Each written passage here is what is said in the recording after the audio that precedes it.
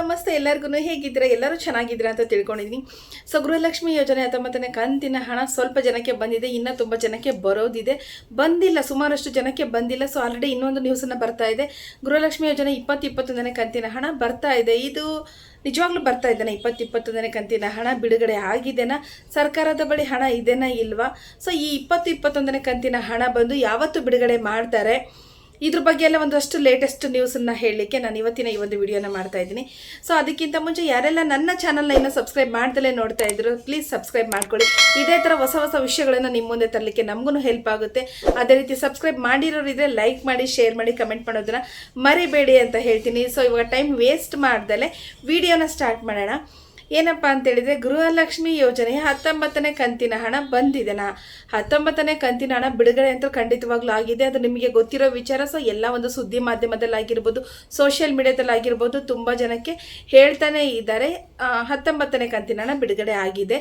ಬಿಡುಗಡೆ ಆಗಿರೋರು ಸಹ ಕಮೆಂಟ್ಗಳನ್ನು ಹಾಕಿದ್ದಾರೆ, ಇದ್ರ ಬಗ್ಗೆ ಎರಡು ಮಾತಿಲ್ಲ. ಬಟ್ 19ನೇ ಕಂತಿನ ಹಣ ಸುಮಾರಷ್ಟು ಜನರಿಗೆ ರೀಚ್ ಆಗಿಲ್ಲ. ಇನ್ನು ಎಷ್ಟು ಅಂತ ಹೇಳಿದರೆ ಹತ್ತತ್ರ ಒಂದು 40% ಜನರಿಗಂತೂ ಖಂಡಿತವಾಗ್ಲೂ ರೀಚ್ ಆಗಿಲ್ಲ. ತುಂಬ ಡಿಸ್ಟಿಕ್ಗಳಲ್ಲಿ ಕೆಲವೊಬ್ಬರಿಗೆ, ಒಬ್ರಿಗೆ ಹೋದರೆ 10 ಜನಕ್ಕೆ ಹಣ ಹೋಗಿಲ್ಲ. ಈ ಥರದ್ದೆಲ್ಲ ಪರಿಸ್ಥಿತಿ ಇದೆ. ಅದರಲ್ಲೂ 18ನೇ ಕಂತಿಂದ ಹಣ ಸ್ವಲ್ಪ ಜನಕ್ಕೆ ಪೆಂಡಿಂಗ್ ಉಳಿದಿದೆ.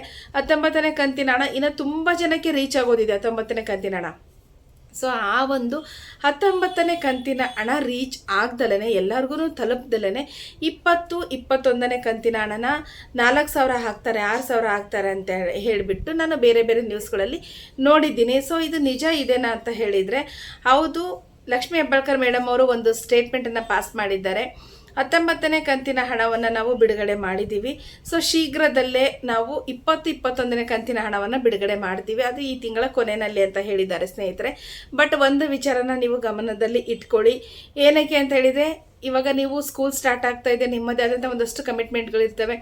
ಈ ಒಂದು 6,000 ಬರುತ್ತೆ, 4,000 ಬರುತ್ತೆ, 8,000 ಬರುತ್ತೆ ಅಂತ ಹೇಳಿಬಿಟ್ಟು ನೀವು ಒಂದಷ್ಟು ಕಮಿಟ್ಮೆಂಟ್ಗಳನ್ನು ಮಾಡ್ಕೊಂಡಿರ್ತೀರ. ಬಟ್ ಆನ್ ಟೈಮಿಗೆ ಆ ಹಣ ಬರದೇ ಹೋದಲ್ಲಿ ನಿಮ್ಮಗಳಿಗೆ ಸಮಸ್ಯೆ ಆಗಬಾರ್ದು ಅನ್ನೋ ಉದ್ದೇಶಕ್ಕೆ ನಾನು ಒಂದು ಕಿವಿ ಮಾತನ್ನು ನಿಮಗೆ ಹೇಳಲಿಕ್ಕೆ ಇಷ್ಟಪಡ್ತೀನಿ. ಸೊ ಸರ್ಕಾರ ಭರವಸೆಯನ್ನು ಕೊಟ್ಟಿದೆ, ಅವರು 5 ಗ್ಯಾರಂಟಿ ಯೋಜನೆ ಕೊಟ್ಟಿದ್ದು, ಅವರು ಭರವಸೆಯನ್ನು ಕೊಟ್ಟಿದ್ದಾರೆ. ಖಂಡಿತವಾಗ್ಲೂ ಕೊಟ್ಟಂತೆ ಅವರು ಹಣನ ಕೊಡ್ತಾ ಇದ್ದಾರೆ. ಅದು ಹಿಂದೆ ಮುಂದೆ ಆಗ್ತಾ ಇದೆ. ಬಟ್ ಅವ್ರುಗಳ ಕೆಲವೊಂದು ಸ್ಟೇಟ್ಮೆಂಟ್ಗಳು ಸರಿ ಇಲ್ಲ, ನಾನು ಅದ್ರ ಬಗ್ಗೆನೂ ವೀಡಿಯೋಸ್ನ ಮಾಡಿದ್ದೀನಿ. ಬಟ್ ಇಲ್ಲಿ ನನ್ನ ಮೇನ್ ಉದ್ದೇಶ ಏನು ಅಂತ ಹೇಳಿದರೆ, ನೀವು ಈ ಒಂದು ಹಣ ಪ್ರತಿ ತಿಂಗಳು ಬರೋ ರೀತಿ ಆಗೋವರೆಗೂ, ಈ ಪೆಂಡಿಂಗ್ ಹಣ ಕ್ಲಿಯರ್ ಆಗೋವರೆಗೂ ಗೃಹಲಕ್ಷ್ಮಿ ಹಣದ ಬಗ್ಗೆ ಸದ್ಯದ ಮಟ್ಟಿಗೆ ನೀವು ಡಿಪೆಂಡ್ ಆಗಬೇಡಿ. ಬರುತ್ತೆ, 19 ಕೊಟ್ಟಿದ್ದಾರೆ, 20 ಬರುತ್ತೆ, 21ನೇ ಕಂತಿನ ಹಣನೂ ಬರುತ್ತೆ. ಬಟ್ ಅಂದರೆ ನಿರ್ದಿಷ್ಟವಾದ ದಿನಾಂಕ, ನಿರ್ದಿಷ್ಟವಾದ ಸಮಯ ಖಂಡಿತವಾಗ್ಲೂ ಇಲ್ಲ. ಏನಕ್ಕಂತೇಳಿದರೆ, ಅವರೇ ಹೇಳ್ತಾ ಇದ್ದಾರೆ ನೀವು ಟ್ಯಾಕ್ಸ್ ಕಟ್ಟಬೇಕು, ನಿಮ್ಮ ಕಡೆಯಿಂದ ನಮಗೆ ಹಣ ಬಂದರೆ ಸರ್ಕಾರಕ್ಕೆ ನಾವು ನಿಮಗೆ ಹಣವನ್ನು ಹೇಳಿದ ರೀತಿ ಕೊಡ್ತೀವಿ ಅಂತ ಹೇಳ್ತಾ ಇದ್ದಾರೆ. ಬಟ್ ಅದು ಸರ್ಕಾರದಲ್ಲಿ ಏನೆಲ್ಲ ಗೊಂದಲಗಳಿದೆ ಅದು ನಮಗೆ ಬೇಡದೇ ಇರೋ ವಿಚಾರ.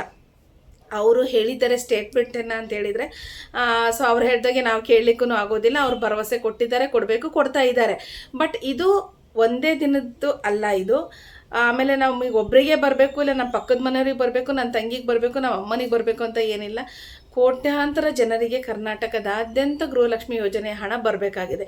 ಸೊ ಈ ಹಣ ಬಂದು, ಗೃಹಲಕ್ಷ್ಮಿ ಯೋಜನೆಯ ಹಣ ಬಂದು ಇವಾಗ 1 ಕಂತಿನ ಹಣನೇ ಅದೆಷ್ಟೋ ಕೋಟಿ ಗಂಟ್ಲೆ ಕೊಡಬೇಕಾಗುತ್ತೆ ಅವರು.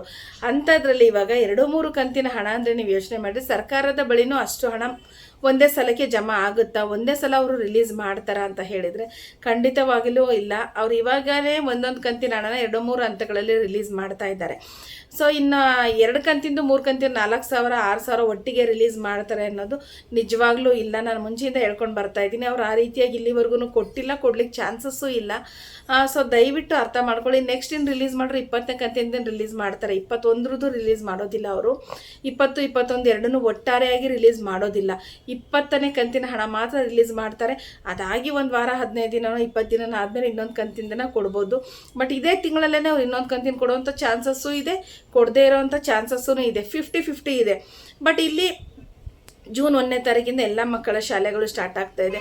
ಮಕ್ಕಳಿಗೆ ಒಂದು ಯೂನಿಫಾರ್ಮ್ ಕೊಡಿಸೋದಾಗಿರ್ಬೋದು, ನೋಟ್ಬುಕ್ ಕೊಡಿಸೋದಾಗಿರ್ಬೋದು, ಫೀಸ್ ಕಟ್ಟೋದಾಗಿರ್ಬೋದು, ಒಂದು ಜೊತೆ ಶೂ ಕೊಡಿಸೋದಾಗಿರ್ಬೋದು, ಈ ಥರದ್ದು ಏನೇನೋ ಚಿಕ್ಕ ಪುಟ್ಟ ಕಮಿಟ್ಮೆಂಟ್ ಇರುತ್ತೆ. 2,000 ಅಂದರೆ 2,000 ಫೀಸಲ್ಲಿ ಮಾಮೂಲು ಸ್ಕೂಲಿಗೆ ಹೋಗ್ತಕ್ಕಂಥ ಮಕ್ಕಳಿಗೆ ಒಂದು ಜೊತೆ ಶೂ ಬರುತ್ತೆ, ಒಂದು ಜೊತೆ ಯೂನಿಫಾರ್ಮ್ ಬರುತ್ತೆ, ಅದೇ ರೀತಿ ಬುಕ್ಸ್ ಬರುತ್ತೆ ಅಲ್ವಾ. ಸೊ 2,000 ಏನು ನಂಬ್ಕೊಂಡಿದ್ದಾರೆ, ಆ ಥರ ಅಪಹಾಸ್ಯ ಮಾಡೋರು ಇದ್ದಾರೆ.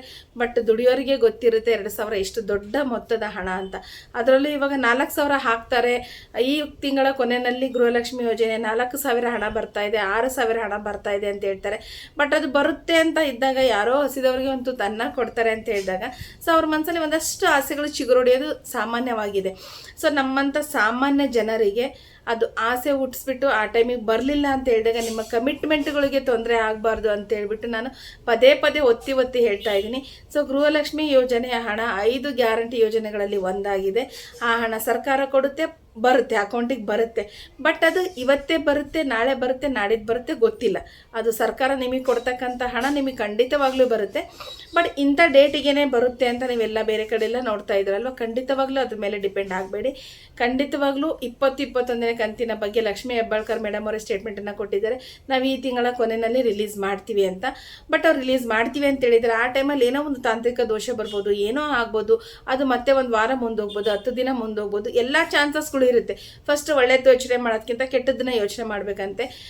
ಸೊ ನಿಮ್ಮ ಮಕ್ಕಳ ಸ್ಕೂಲಿಗೆ ಆಗಲಿ, ಕಾಲೇಜುಗಳಿಗೆ ಆಗಲಿ, ಫೀಸ್ಗಳಿಗೆ ಆಗಲಿ ತೊಂದರೆ ಆಗಬಾರ್ದು ಅನ್ನೋ ಉದ್ದೇಶಕ್ಕೆ ನಾನು ಈ ಒಂದು ವಿಡಿಯೋನ ಮಾಡಿದ್ದೀನಿ. ಸೊ ಸದ್ಯದ ಮಟ್ಟಿಗೆ ಗೃಹಲಕ್ಷ್ಮಿ ಯೋಜನೆ ಹಣವನ್ನು ಈ ಒಂದು ತಿಂಗಳಲ್ಲಿ ನೀವು ಇಷ್ಟು ಬರುತ್ತೆ ಅಷ್ಟು ಬರುತ್ತೆ ಅಂತ ಡಿಪೆಂಡ್ ಆಗಬೇಡಿ. ಹಣ ಅಂತೂ ಖಂಡಿತವಾಗ್ಲೂ ಬರುತ್ತೆ. ಸರ್ಕಾರ ಭರವಸೆ ಕೊಟ್ಟಿದೆ, ಅದ್ರ ಪ್ರಕಾರ ಹಣ ಕೊಡುತ್ತೆ ಸರ್ಕಾರ, ಅದ್ರ ಬಗ್ಗೆ 2 ಮಾತಿಲ್ಲ. ಬಟ್ ಇದೇ ಟೈಮು ಇದೇ ಡೇಟ್ ಅಂತ ಹೇಳೋದು ಖಂಡಿತವಾಗ್ಲೂ ತಪ್ಪಾಗುತ್ತೆ. ಸೊ ಯಾರೂ ಬೇರೆಯವ್ರನ್ನ ನೋಡಿಬಿಟ್ಟು ಗೃಹಲಕ್ಷ್ಮಿ ಯೋಜನೆ ಹಣ ಬರುತ್ತೆ ಅನ್ನೋ ಒಂದು ಡಿಪೆಂಡೆನ್ಸಿನ ಸದ್ಯದ ಪರಿಸ್ಥಿತಿಗೆ ತೊಗೋಬೇಡಿ. ಕಂತುಗಳು ಕ್ಲಿಯರ್ ಆಗೋವರೆಗೂ ತೊಗೋಬೇಡಿ. ಕಂತುಗಳು ಕ್ಲಿಯರ್ ಆಯಿತು, ಅವರು ಒಂದೊಂದೇ ಕಂತು ಕೊಡೋದಿತ್ತು ಅಂತ ಹೇಳಿದರೆ ಖಂಡಿತವಾಗ್ಲೂ ಮುಂಚೆ ಎಲ್ಲ ಕೊಟ್ಟಿದ್ದಾರೆ. ಅವರು ಹೇಳಿದ್ದ ಟೈಮಿಗೆ ಸಂದರ್ಭಕ್ಕೆ ಸರಿಯಾಗಿ ಅವರು ಹಣನ ಕೊಟ್ಟಿದ್ದಾರೆ. ಇವಾಗ ಲೇಟ್ ಆಗಿದೆ ಅಂದ ತಕ್ಷಣ ನಾವು ಬ್ಲೇಮ್ ಮಾಡೋದು ತಪ್ಪಾಗುತ್ತೆ. ಬಟ್ ಜನರ ಒತ್ತಡ ಬಿದ್ದಾಗ ಅವರು ಕೊಡ್ತಕ್ಕಂಥ ಆನ್ಸರ್ಗಳು ಆ ರೀತಿ ಇರುತ್ತೆ. ಇದರಲ್ಲಿ ಇಬ್ಬರದೂ ತಪ್ಪಿರುತ್ತೆ. ಸೊ ಆ ಒಂದು ಉದ್ದೇಶಕ್ಕೆ ನಾನು ಈ ಒಂದು ವಿಡಿಯೋನ ಮಾಡಿದ್ದೀನಿ. ಸೊ ನಾನು ಕೊಟ್ಟಿರ್ತಕ್ಕಂಥ ಇನ್ಫಾರ್ಮೇಷನ್ ನಿಮಗೆ ಇಷ್ಟ ಆಗಿತ್ತು ಅಂತ ಹೇಳಿದರೆ ಇನ್ನೂ ಯಾರು ಸಬ್ಸ್ಕ್ರೈಬ್ ಮಾಡಿಲ್ಲ ಪ್ಲೀಸ್ ನನ್ನ ಚಾನಲ್ನ ಸಬ್ಸ್ಕ್ರೈಬ್ ಮಾಡ್ಕೊಳ್ಳಿ, ಸಪೋರ್ಟ್ ಮಾಡಿ ಅಂತ ಹೇಳ್ತೀನಿ. ಅದೇ ರೀತಿಯಾಗಿ ಸಬ್ಸ್ಕ್ರೈಬ್ ಮಾಡಿರೋರು ಇದ್ದರೆ ಸೊ ಕೊನೆವರೆಗೂ ವಿಡಿಯೋ ನೋಡಿದ್ದೀರಾ ಅಂತ ಹೇಳಿದರೆ ಒಂದು ಲೈಕು ಕಮೆಂಟನ್ನು ಮಾಡೋದನ್ನು ಮರಿಬೇಡಿ ಅಂತ ಹೇಳ್ತೀನಿ. ಥ್ಯಾಂಕ್ ಯು ಎಲ್ಲರಿಗೂ.